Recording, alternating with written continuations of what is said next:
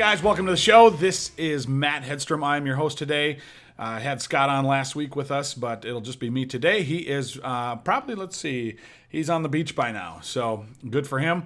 I'm happy for him. We'll get him back here soon. But hey, today I want to talk a little bit about mixing up Rehab Estimator Pro with some knowledge bombs that got dropped last night at Wisco RIA. Wanted to basically keep eliminating excuses for anyone out there that is still struggling to get their first deal or is just not able to get to the finish line wherever your struggles is, whether it's in your head, whether it's in your what kind of systems that you're putting together. It could be a number of things, but as we know, we are in the business of marketing, right?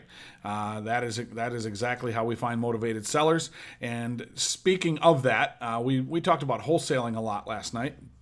That was our main topic. Had my boy from Appleton, Jason Lund, beast up there.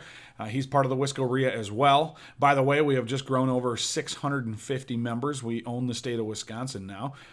We just included the Madison RIA into our Wisco RIA family, so we have 6 locations.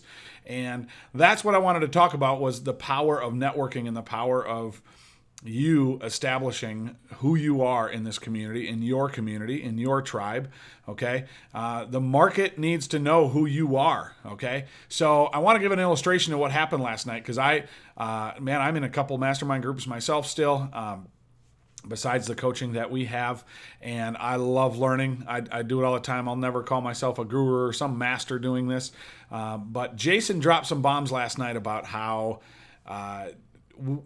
number one, making sure that we're always bringing contracts, to the table. And I love that because he's a big promoter of REP and loves telling the crowd that, look, Rehab Estimator Pro gets you an offer right there at the kitchen table. You can even bring that mobile wireless printer, okay, and print right there any documents you may need. But he also added to that, because that's so important. Let me use the illustration of even, buying a car, okay? Because, see, we're going into these houses, and these appointments should be at least an hour and a half to 2 hours long, okay, guys? We're not going in, running through the house, taking pictures in 15 minutes and leaving. Terrible, okay? Terrible, terrible. Who taught you that?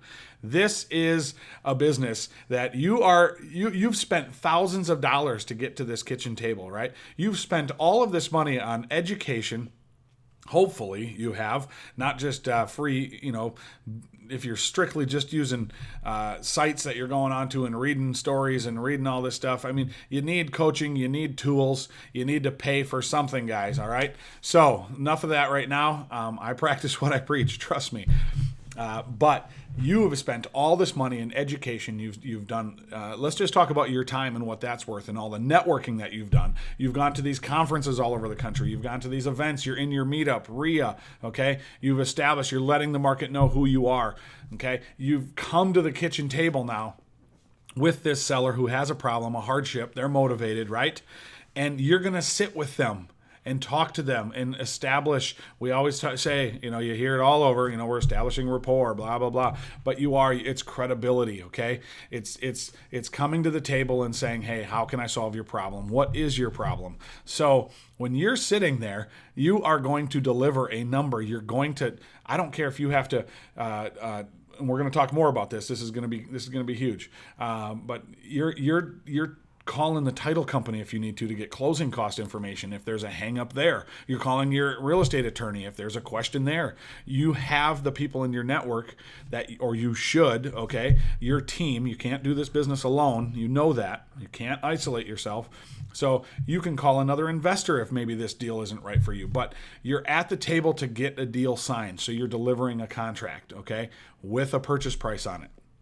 So what I was saying before with getting into the car analogy, when is the last time that you've ever gone to a car dealership, bought a new car, or it's used, it doesn't matter, but you go into the dealership, and this salesman pulls you into the table, right? Pulls you into his desk area. He's spending some time with you. He's getting to know the kids you drug with, or whether, what kind of summer trips you've taken this year. Well, has that salesman ever gotten up at the end of that meeting and said, well, hey guys, I'm glad you like this car. It's fantastic. I know you're going to want to get into it. And I'll tell you what, Let me work the numbers. I'll call you tomorrow and give you a great price. How does that sound? Okay, that is terrible. That's not how it happens. No, they suck you in. They bring you into the finance department. They want to know what you can afford, blah, blah, blah. They're looking to do that deal right there. That's the same way you approach this, okay? We are there to help them in their time of need. There's a hardship present most likely in a lot of these situations. And even if there's not, you're solving a problem. So let me say this. We talked a lot last night about what I just said with calling the title company. That's gold. Nobody does that. That is a huge tip right there, guys. Calling the title company while you're sitting there at the table, getting your agent on the phone to kind of, hey, look, I've got a $150,000 purchase price. Can you just run the numbers for me quick on what closing costs look like, gap, all of these things, okay? This is huge. It establishes instant credibility for you. So, but most people don't do, they hear that, they won't do it. But let me show you the power of this. I just put this into practice, okay? Because it's the premise and the basis of coming together and saying, hey, let's solve this problem. What does it take? Okay. Even like I said before, maybe this deal, if you're telling the seller, look, this just doesn't actually fit our buying criteria. This isn't what we thought it was. But hey, I've got another investor. Let me get him on the phone right now, and we'll get this done. Okay. Or Jason also calls us. We have a short sale negotiating company called Short Sale Experts, and we've negotiated hundreds and hundreds of short sales. We negotiate for investors all over, so we've got over 24 investors that we negotiate for. So Jason calls me or my lead negotiators when he's sitting at a table and he finds out that they're really underwater, and this is going to, if he has short sale questions or if he just wants to go over the process, then he calls the expert, okay? He calls the pros to get that done. So I put this into practice immediately the next day, and I loved it. I watched it work, and I just want to break it down real quick. Investor knows, this is an investor in another northern area of Milwaukee.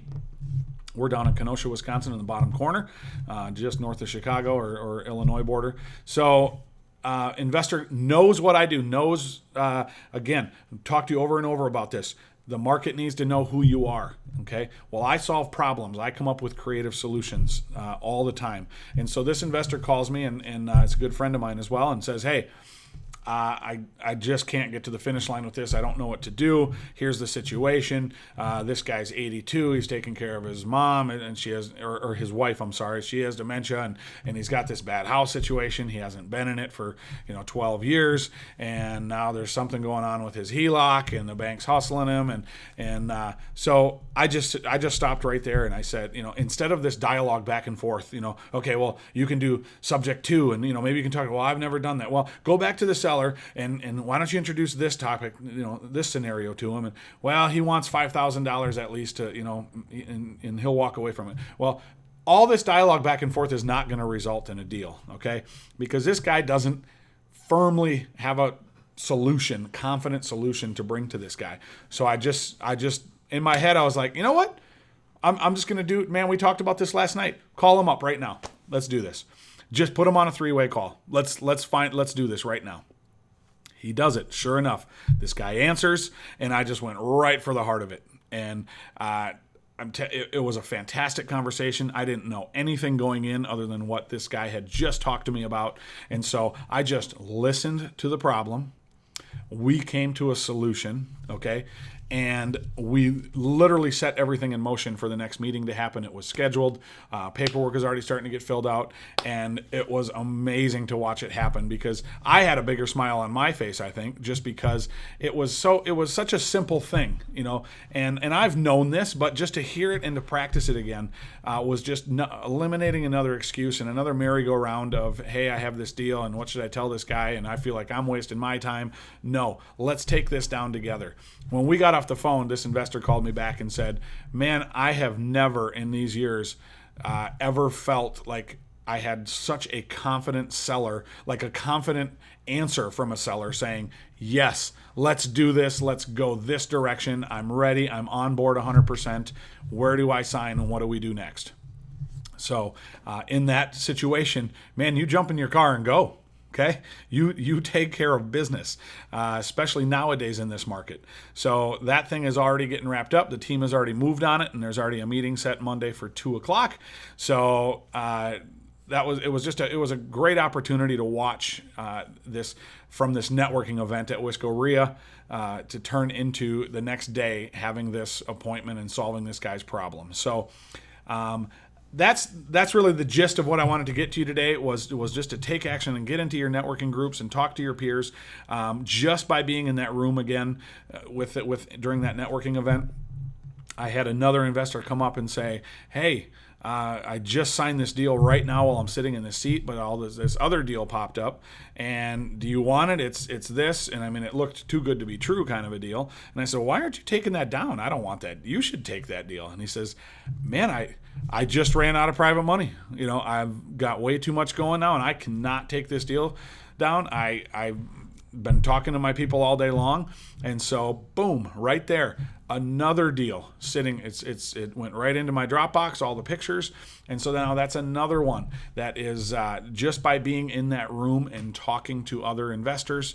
This kind of stuff doesn't happen, guys, with direct mail. Okay, now direct mail is another lead source, that's fine, but look at what's happening just by being in the room and networking with people. Okay, eliminating excuses. First, you got to eliminate the excuse to get to your local meetups or your local RIA. Okay, well, I got this going on tonight and that going on, there's this baseball game and blah blah blah. All right, you just missed out on a ton of deals that just took place in that room. So more excuses, man, got to cut them off the list.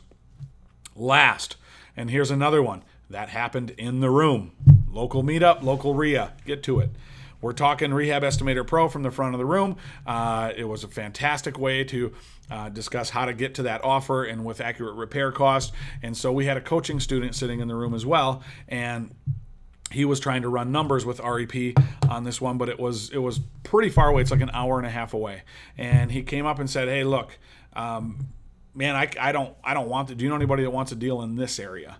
And I said, "Yeah, me." I definitely, why aren't you taking this down? This is a legitimate lead. It just happens to be an hour and a half. You could wholesale this. You could do whatever you want with it, but it's a deal. You've paid a ton of money to get this into your inbox because it was actually a pay-per-click deal. And so I called the woman up immediately. The next day I did, and arranged an appointment for tomorrow. Actually, it'll be on the weekend, which I normally don't do, but my wife and kids are leaving out of town. So I've already run the numbers in REP. They literally came up with the exact ARV, REP did, as MLS comps did, and RPR, basically the Zillow for the MLS in essence. So they all came up with the same ARV, just within a couple $1,000s in the $250,000 range. And I got a number out of her on the phone that she said it only needs carpet and paint. Sure, number one rule, everyone's lying to you. So I know there will be, as far as sellers, I should say, with the condition of the home. So I'm going to go out there. I know for a fact she's already alluded to other things, but didn't mention. So there will be more than carpet and paint. But she did spit out a number that $175,000 or a good offer. So she immediately discounted that $175,000. Okay. So REP came up with a cash price of $157,000. I can show you the work on that. It was simple. It took less than 3 minutes to do. And I'm going to bring that with me. I've got my iPad all charged up with the pen that I'm going to have her walk through. I've already got everything loaded into the iPad. So I'm going to bring the contract with the one-page contract that REP spits out, but I'm also going to bring my state-approved contract. So another golden nugget before I get off. This is longer than I wanted it to be. But I'm going to bring a WB11 for Wisconsin as well, because it just depends on the seller. Here's the one-page contract. This gets it done all day long. But if there's some kind of, hey, I don't want to sign this now, I want to show it to my attorney or blah, blah, blah, well, then I'll fill out the WB11, which is the state-approved form. and then hand it to her so I can tell her direct. Here's another credibility point, guys. Hey, look, we only use state-approved forms. This is what the attorneys have come up with for the state of Wisconsin, and it's what everyone uses. It's what I'm not a licensed agent, but it's what agents use to close deals and to put them on the MLS, blah, blah, blah, to present offers. So just another tidbit, little nugget there, that your state-approved form you should always carry with you as well, in addition to any kind of one-page or two-page contracts that you're using. So love REP's one-page contract, works all the time, but just in case, and since this is an in-state deal and I'm in Wisconsin, I will also carry that contract. So, well, I feel like I threw up all over you guys. I think this was just a great, again, eliminating excuses. What's stopping you from going to get your first deal? This was one night at the RIA. 3 deals that I'm looking at. One is definitely a short sale that we're already negotiating, and the other is hopefully either a good flip or it could be a wholesale, and everybody gets paid in it. The seller gets what they want out of the deal. My coaching student gets his wholesale, it's not a wholesale fee, but I will still pay him for the lead if we do take it down. And then 3, we have a deal that we can go after and make some money on and help this seller out. So we got win, win, win. Love it, guys. Love this business. Keeps me free to do the things that I love to do, which is, by the way, I'll leave this at the very end and we'll stop with this. This guy that called me from this other investor with this deal is going to Tanzania, to the bush with me in September. We have a team of 16. We're going to be going and building a primary school out in the bush, living in tents for 2 weeks with legit hyenas every night surrounding our camp. So if you want to be a part of that, that is part of my why. This is why I'm in real estate. This is why I do what I do. I take about 7 or 8 building trips a year all over the world. If you're interested in that, just so you know, your dollars from REP actually go to help buy blocks for these building trips. So if you want to know more about that, you can contact me direct, but we will see you on the tail end of the next show. All right?